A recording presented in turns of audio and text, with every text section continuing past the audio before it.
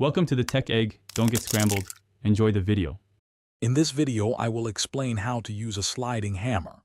First, select the correct adapter or pulling attachment for your specific task. Securely fasten this attachment to the component you wish to remove, ensuring it is tight and stable. Next, position yourself so you have ample space and a clear, unobstructed path for the hammer's sliding weight to move freely. This initial setup is crucial for effective and safe operation. Once set up, grip the main shaft of the hammer firmly with one hand, positioning it close to the sliding weight. With your other hand, grasp the handle at the very end of the shaft.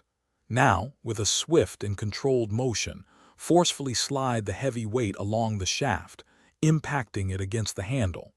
This action generates the necessary pulling force to dislodge the component. The key to success lies in controlled, repeated impacts. Each time the weight strikes the handle, it delivers a powerful pulling force. Continue this sliding motion, repeating it consistently until you feel the component begin to loosen or move.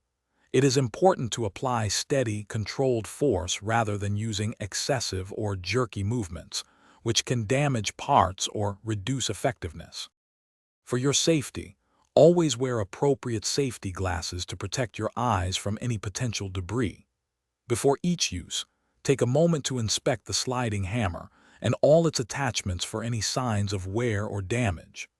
Using the correct size and type of attachment for your specific job is also critical for both effectiveness and preventing damage to the tool or the component you are working on. Thanks for watching. Consider subscribing if I helped unscramble your problems.